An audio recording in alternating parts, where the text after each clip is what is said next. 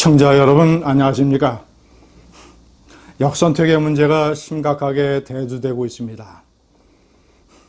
국민의힘 예비경선에서 100% 여론조사로 실시됩니다. 본경선에서도 일반 국민이 적어도 50%가 참여를 하게 됩니다. 자, 그런데 현재 국민의힘과 민주당의 지지율은 거의 비슷합니다. 40%가 무당파라고 하더라도, 아니, 국민의힘이나 민주당 지지자가 아니라고 하더라도 국민의힘 30%, 예를 들어서 민주당 30%, 그러면 100명 중에서 30명의 민주당 지지자가 여론조사에 당연히 참여하게 됩니다. 무당파 중에서 이제 숫자가 더 늘어나게 되면 40%가 될 수도 있습니다. 자, 그러면 30%나 40%에 해당하는 민주당 지지자가 국민의힘 후보 중에서 가장 상대하기 쉬운 후보, 가장 약점이 많은 후보, 가장 강력하고 약점이 적은 윤석열이나 최재형 이런 사람들을 제쳐놓고 가장 약점이 많은 홍준표 같은 후보를 만약에 집중적으로 선택을 하게 된다면, 그래서 만약에 홍준표가 국민의힘의 대통령 후보가 된다면 정권 교체는 물 건너가고 우파는 폭망하게 되고 나라는 더 망하게 됩니다. 이 민주당 지지자들의 역선택이 국가의 운명을 바꿀 수가 있는 것입니다. 과학적으로 이제 다 증명이 되고 있습니다. 자, 통계적으로 최근에 국민의힘 후보 중에서 누가 가장 대선 후보로 적합하냐라는 조사에서 홍준표 후보가 윤석열 후보를 많이 추격하고 있습니다.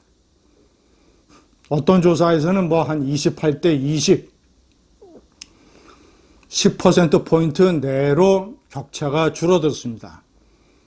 그래서 홍준표는 이제야 자기의 상승세가 시작이 됐다.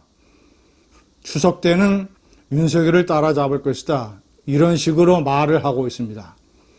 그러나 천만의 말씀입니다. 국민의힘 후보들을 놓고, 자, 일반인들에게 조사를 할 때는 그런데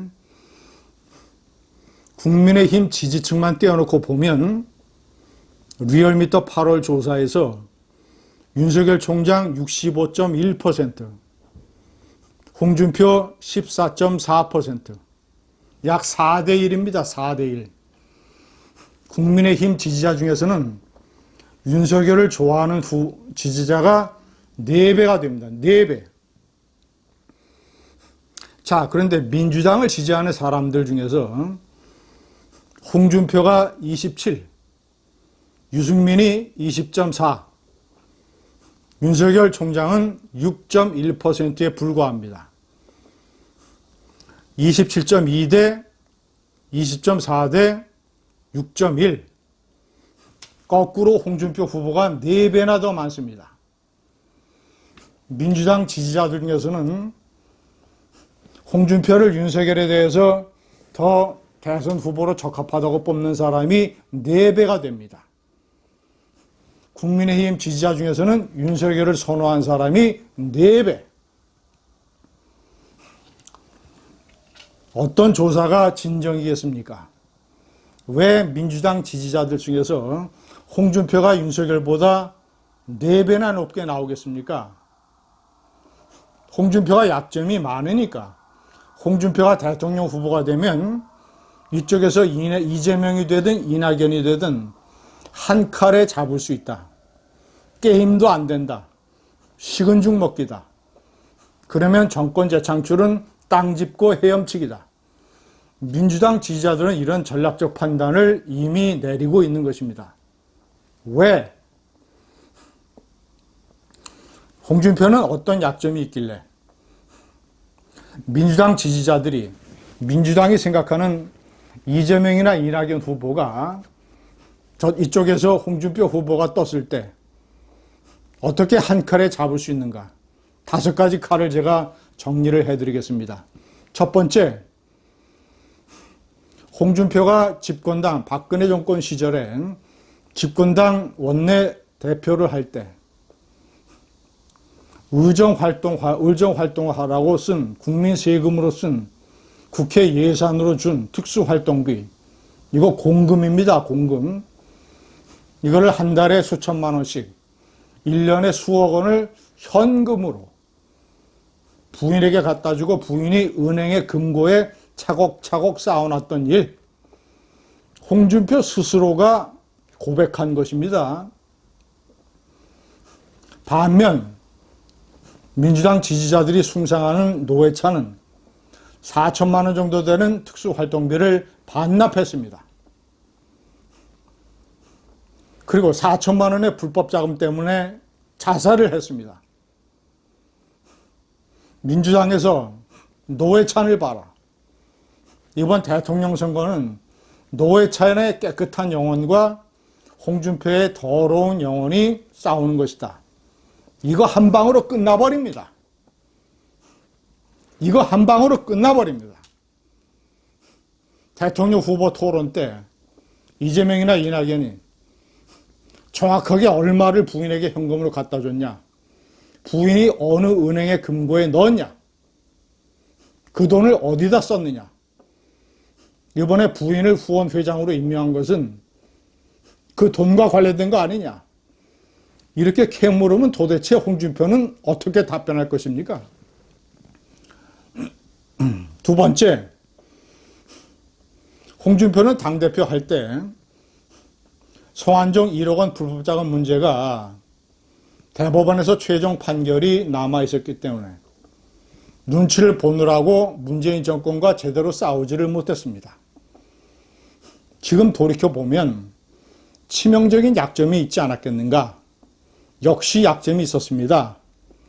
돈을 갖다 준 윤승모 경남기업 전 부사장이 돈을 갖다 준 홍준표 의원회관 사무실에서 봤다는 척당불기라는 액자. 뜻이 강하고 기계가 높아서 굽히지 않는다는 뜻의 척당불기. 그 액자를 봤다고 주장을 했는데 당시 홍준표 변호인 측에서는 그 액자는 의원회관에 있었던 게 아니라 당 대표실에 있었던 것이다라고 말을 둘러댔습니다.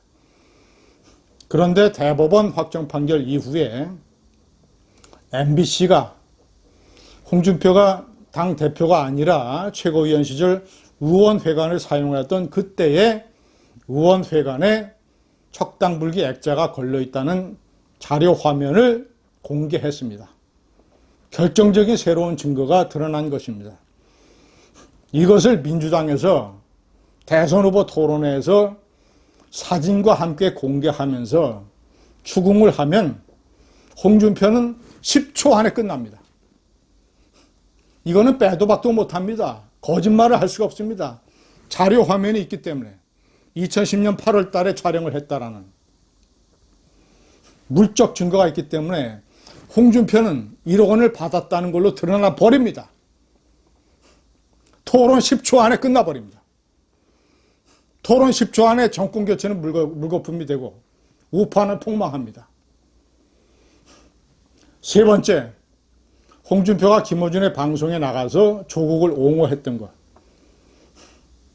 윤석열 총장이 조국을 수사한 것은 공정이나 상식이 아니라 대통령 야망이 있는 윤석열 총장이 역시 또 대통령 야망이 있는 조국을 치기 위한 것이라고 했던 여권의 논리, 이 논리를 그대로 옹호했던 홍준표. 그런 생각이 변함이 없느냐라고 집중적으로 민주당에서 물어볼 것입니다. 네 번째, 똑같습니다. 윤석열은 문재인 대통령의 사냥개였느냐, 보수를 괴멸시킨 것이 맞느냐, 이렇게 주장을 했던 홍준표의 말을 계속 인용하면서 따질 겁니다. 그래서 보수 유권자들로 하여금 홍준표를 찍지 않게 만들 것입니다. 이간질시키는 것이죠. 다섯 번째, 막말. 홍준표의 막말. 동지를 바퀴벌레 개 짖는다라고 표현을 했고, 선출된 여성 최고위원을 주막집 주모라고 얘기했고, 장인을 영감탱이라고 얘기하고, 이런 것들을 나열을 쭉 하면 홍준표는 이재명 후보의 욕설, 파동, 형수에 대한 욕설, 이런 것을 절대 공격 못합니다. 이런 다섯 개의 칼이 있으니까 민주당 지지자들이 홍준표를 최애 후보로 생각하는 것입니다. 감사합니다.